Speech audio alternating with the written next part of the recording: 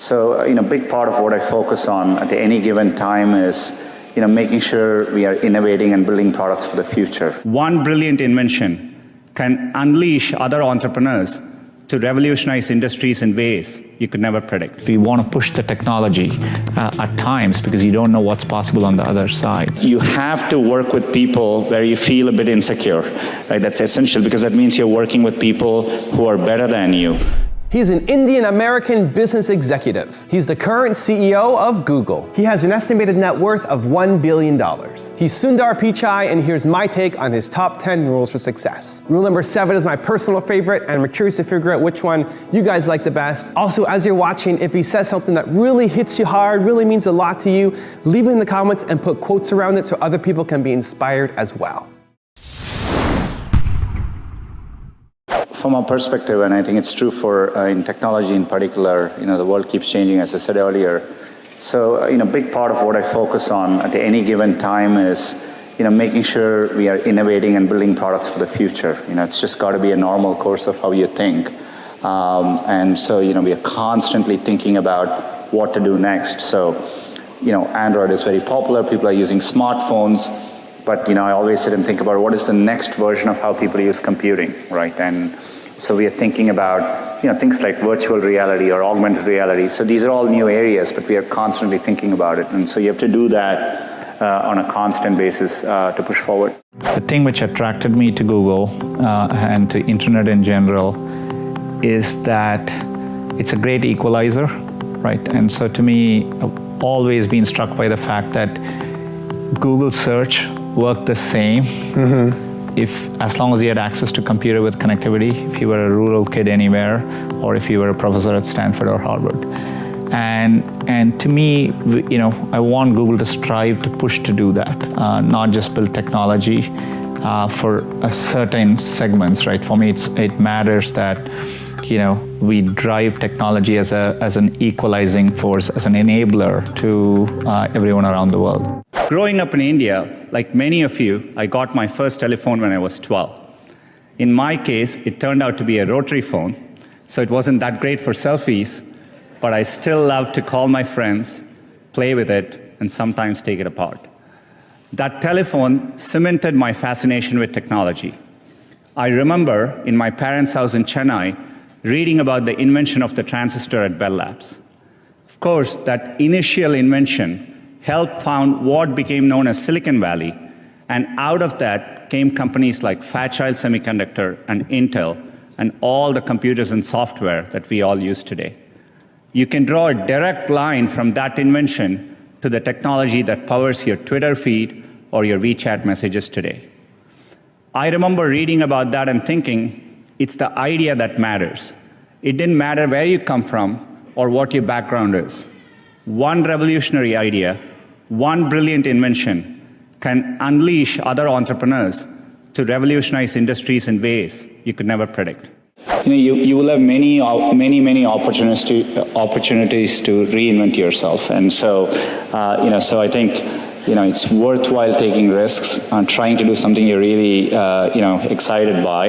And if the first attempt you don't do it, you can try again, and things tend to work out in the long run. In Silicon Valley, part of the reason so many people start up a company is starting up a company and even having failed, you can wear it like a badge of honor, right? And I think that's important. Culturally, risk is rewarded. I remember when I started working at Google, if I went and people were discussing ideas, the other people who heard the ideas try to build on those ideas. They encourage you. So it's a culture of optimism. It's a culture of risk taking, and I think that's really important. So. Are there any Jedi mind tricks that you're employing that maybe people aren't seeing that you're doing to motivate your employees? For me, it mainly is I've always been very passionate. So I'm a optimist about how technology can make a difference, and so I focus on that, and that way you kind of tend to forget about the other things. The rest is noise, so in some ways. We believe that software is at a stage where, software increasingly is playing a more and more critical role in solving things which it didn't before. Okay. So to me, when I look at cars, people spend an inordinate amount of time in cars. These are resources which are very poorly utilized. Right now, as we speak, you can look outside and you can see all the cars which are parked. The cars we rented to get here is just sitting in the parking lot. That's right. So they get used less than 10%. So we see these problems and we see, okay, can we solve it at scale? And does computing play a part in it? Software and computer science. And while the effort may seem ambitious or crazy, we take a very disciplined approach inside, right? So those are thought through like businesses which we are building. And it's just that we are willing to take a long-term view, but we run them in a very disciplined way. Our research can be longer term, and we do that precisely in research. When we take research projects like Google ATAP or a core research, we never know whether some of them even makes viable business applications, but we want to push the technology at times because you don't know what's possible on the other side. Being in the US, I find people take a remarkably varied number of paths, and so I do think it's important to follow your dream and do something which you're excited by. So I think if you follow your heart and do what you like, you will always do much better. And so I don't think it matters that you're an engineer or you're in science, or it could be in any field. What is your morning routine like? What do you do when you first get up in the morning? Believe it or not, I still, I read a physical paper every single morning. Which one? I read the Wall Street Journal every morning. I read the New York Times online. I still am very particular about having my tea. It's very English. I grew up in India.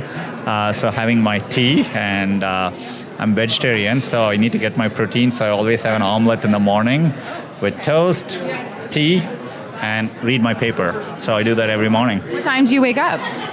6:30 to 7, so that's when I do it. Do you exercise in the morning? No, later in the day, sometimes, if I get a chance, but always in the evening. I wish I could do it in the morning. I'm not a morning person, so I need my time with my paper and tea to wake up and kind of get going. Now you're being spoken about as a potential next CEO of Google. I keep hearing that. Larry is very, very committed to Google for the very long term. So am I.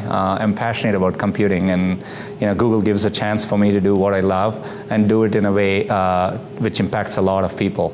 And so it's a good partnership I have with Larry and with the team there. And so, I expect it to stay the same. I would actually encourage all of you, if at some point in your life, you have to work with people where you feel a bit insecure, right? That's essential, because that means you're working with people who are better than you and who are pushing you, right? And so I always encourage, if you actually feel very secure in what you do, that means you're doing something comfortable and you're not pushing yourself. And so there are many, many times I've felt working with people in a group, am I doing enough? These people seem much better than me, and I think that's an inherent part of learning. If you want another amazing video highlighting excellence in the Indian community, check it out right there next to me. I think you'll enjoy it. Continue to believe, and I'll see you there.